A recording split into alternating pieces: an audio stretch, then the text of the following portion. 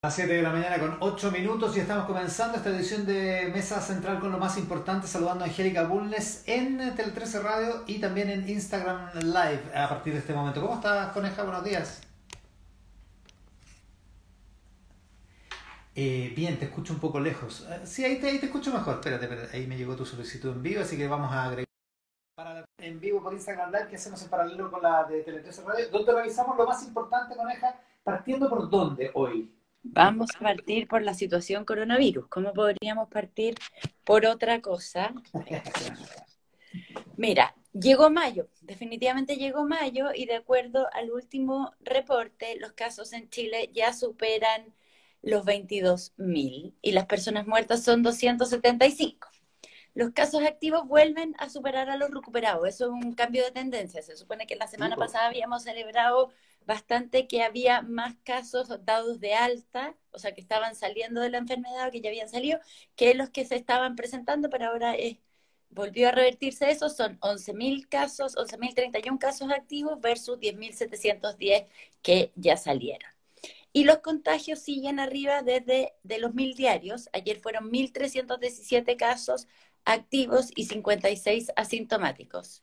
Y la región metropolitana es la que concentra la mayor cantidad de casos. Las comunas que están con más casos son pues, Puente Alto, Santiago y Recoleta. Son las tres donde hay más casos. Y entonces hay mucha preocupación en ese contexto. Y ayer 22 alcaldes... ¿Qué? Que en esas tres comunas entiendo que está como el 20% de los casos nuevos de Chile, del país. Exactamente. Entonces, por eso hay bastante preocupación. Y eso llevó a que 22 alcaldes y alcaldesas de la región metropolitana le están pidiendo al gobierno tomar con urgencia, dicen ellos, una serie de medidas. Lo primero que piden es una cuarentena total. O sea, no estas cuarentenas como que se van moviendo. Hoy día tenemos... como son en total 14 comunas en el país que están con cuarentena total, ellos piden que la región metropolitana sea en todas las comunas. Además, reforzar la seguridad pública y la fiscalización, porque además se siguen violando el toque de queda o muchas veces las cuarentenas totales, pese a que se han restringido los permisos. Y apoyar a las familias vulnerables y de clase media para que la gente pueda hacer cuarentena. Eso es lo que dicen. Hay que apoyar con medidas y recursos para que la gente se pueda quedar guardada. Que no tenga la gente que tener la obligación de salir a trabajar o algo, digamos. Claro. Exactamente. Y junto con eso piden terminar con la campaña de vacunación, porque dicen que en varias comunas eso no ha terminado de concretarse, una estrategia más eficiente de testeo y aislamiento de las personas que den positivas y en ese mismo sentido aumentar los hoteles sanitarios, precisamente para que la gente que vive en condiciones de hacinamiento, que no tiene el espacio necesario para poder aislarse, pueda aislarse del resto de su familia y no aumenten los brotes y contagios. El gobierno, por su parte, pidió ayuda y llamó a respetar la cuarentena.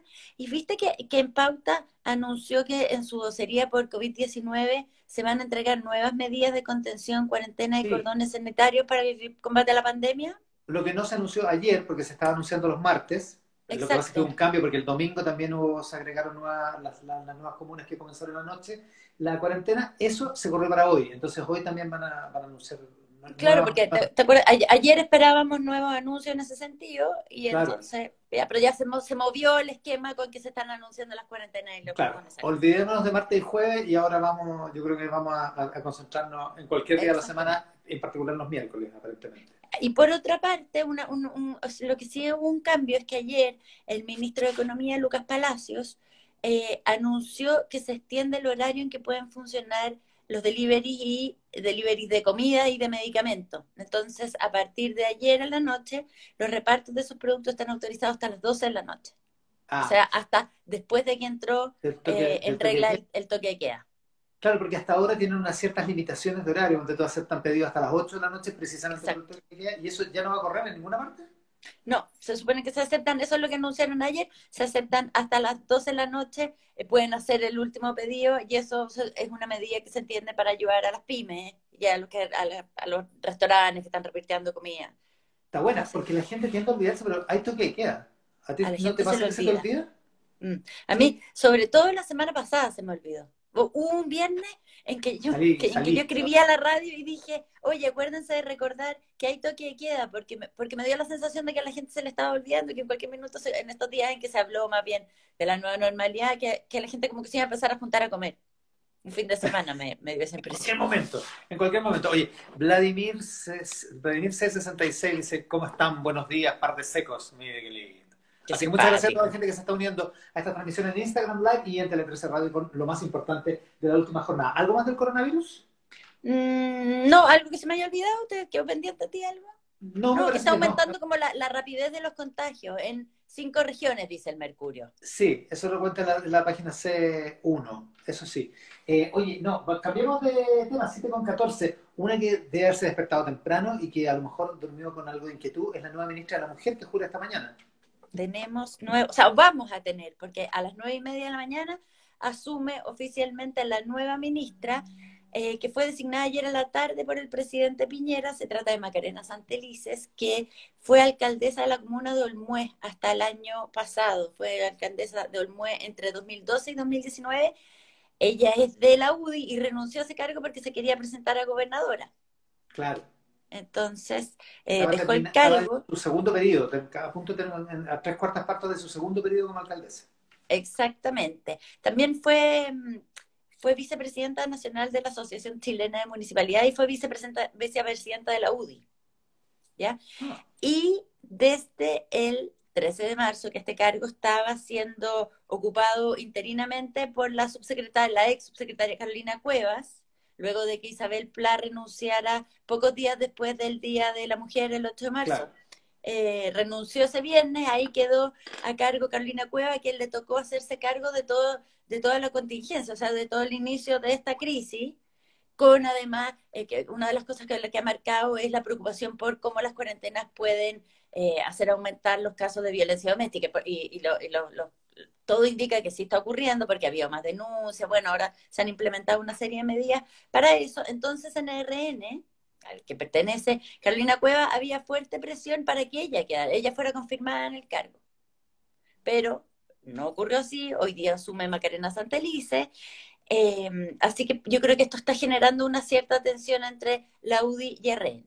Ahora, qué la raro. Andrea Vial, en el RATPAC, nos va a contar más sobre quién es la nueva ministra de la Mujer y Eso como a Equidad en las Género. 8, como a las 8 de la mañana. Dice Loreto Godoy, estamos en el Instagram Live recibiendo los comentarios. Estamos también en Puerto Tele Radio, por supuesto. Yo que estamos en paralelo en ambas, yo que cruzo comunas en cuarentena como Cerrillos, hay un montón de gente en la calle, dice Loreto Mm. Godoy. Hoy día debería Entonces, haber menos, se supone, ¿no?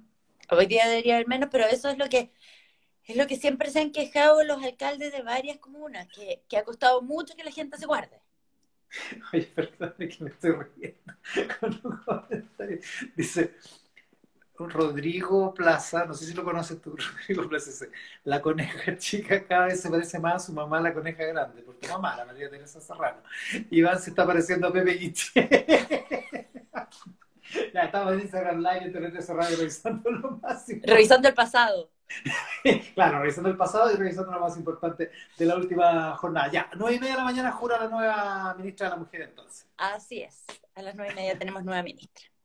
Ya, oye, en el Mercurio, en Economía y Negocios, hay una crítica muy dura del ministro de Economía, Lucas Palacios, que ayer en la Radio Universo dijo que le extrañaba lo lento que estaba el flujo de créditos de los bancos asociados a las garantías del FOGAPE.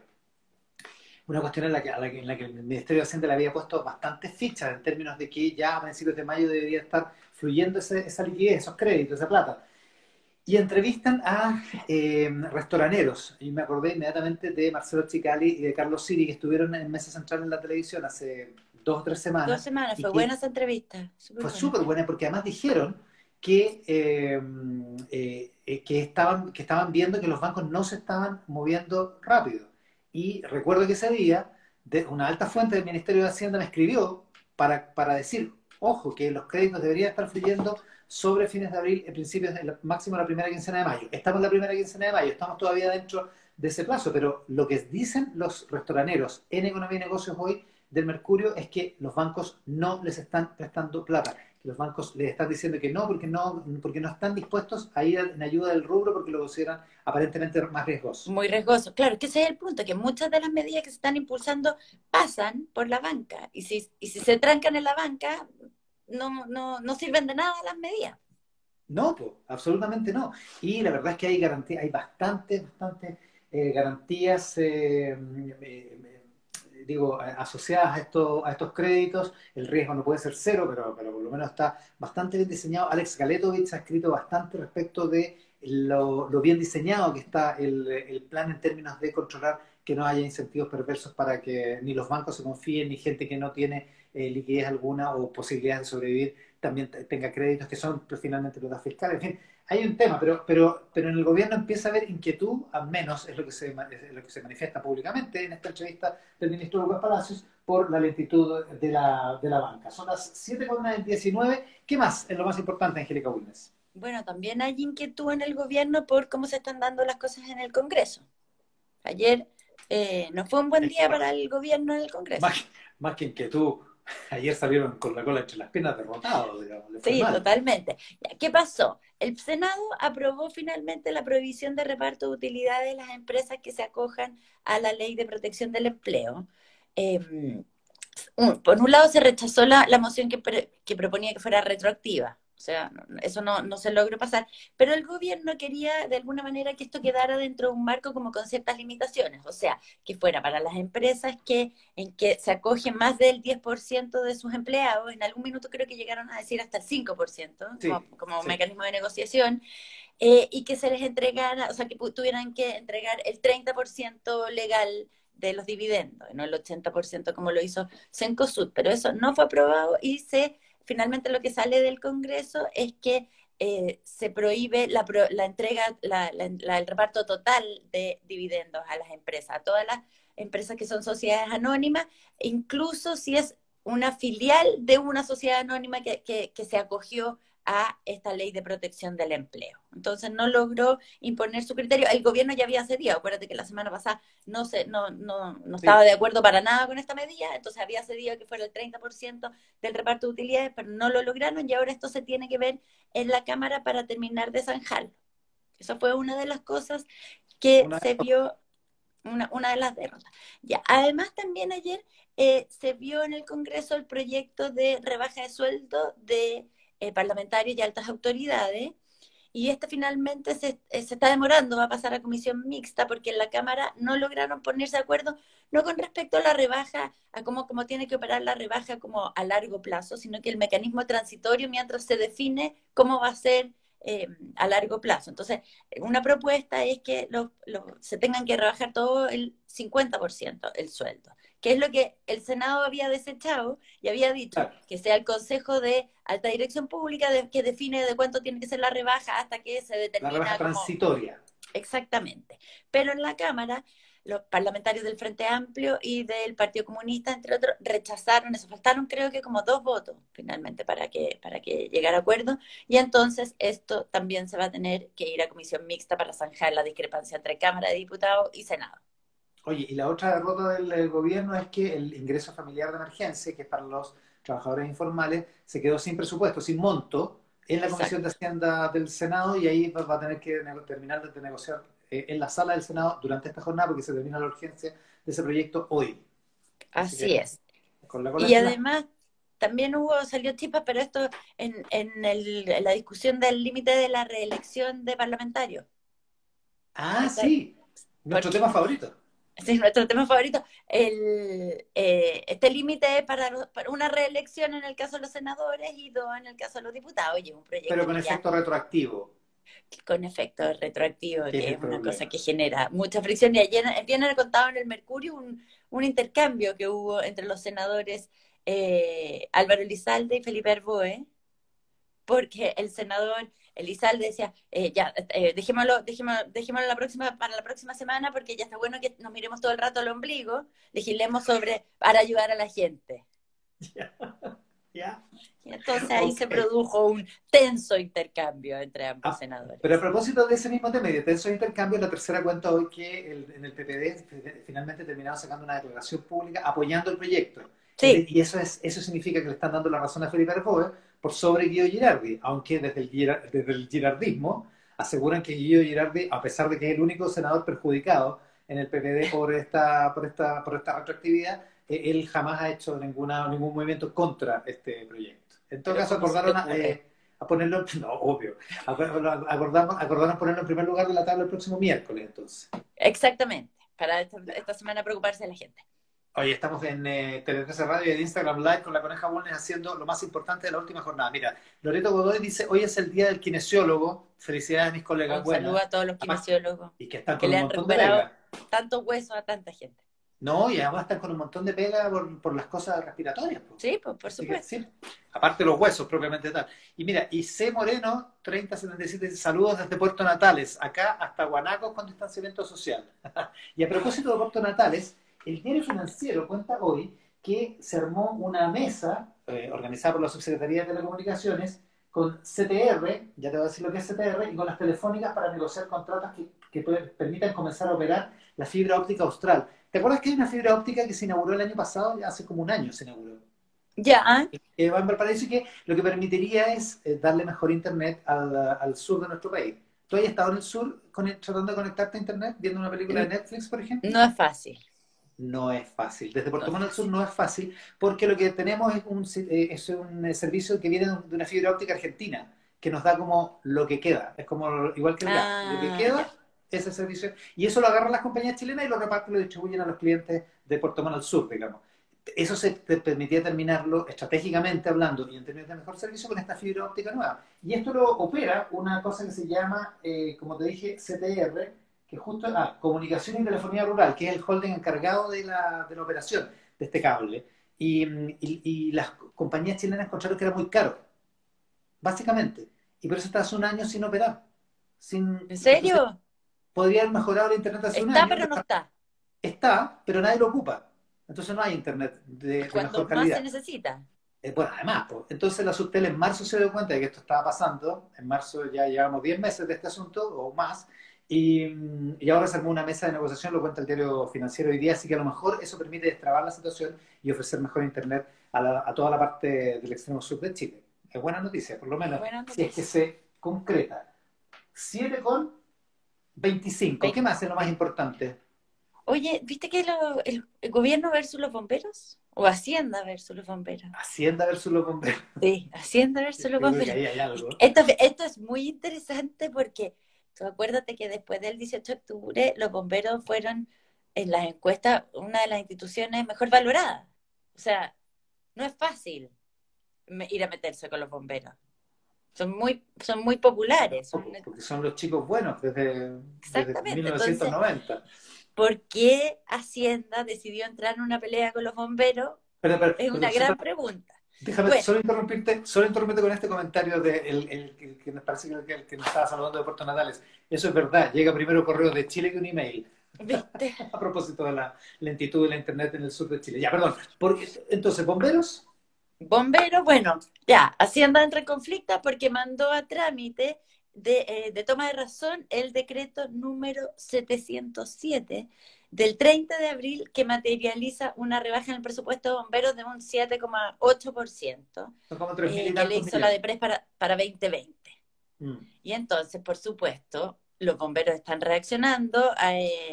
Iniciaron ayer una serie de acciones de protesta, hicieron sonar la sirena como a las 9:30 de la noche, hicieron en protesta sonar su sirena, para hoy día tienen más acciones programadas, y entonces ellos dicen que este recorte representa 1.500 millones de pesos menos en recursos para la capacitación de su personal, 1.450 millones comprometidos en el pago de carros de bomba y material menor para los cuerpos de bomberos y 805 millones para ayuda extraordinaria para los cuerpos, significando todo una reducción del 7,86% de los recursos que les aporta el Estado. Entonces, están exigiendo que se conforme una mesa de diálogo para abordar la situación y para alertar a la comunidad de todo lo que está ocurriendo. Creo que a las 11 de la mañana hoy día van a hacer sonar las sirenas de nuevo. Sí, me da la impresión de que de fondo, aparte de que se necesita hacer recortes porque hay que reorientar el presupuesto, digamos, pero de fondo da la impresión de que hay una mirada crítica de algunas autoridades económicas del país sobre el accountability de bomberos en estas platas, digamos, porque reciben, es cierto, bueno, son 100% voluntarios y necesitan recursos fiscales para funcionar y son valiosísimos esos recursos, además para bomberos y valiosísima la acción de bomberos con la sociedad.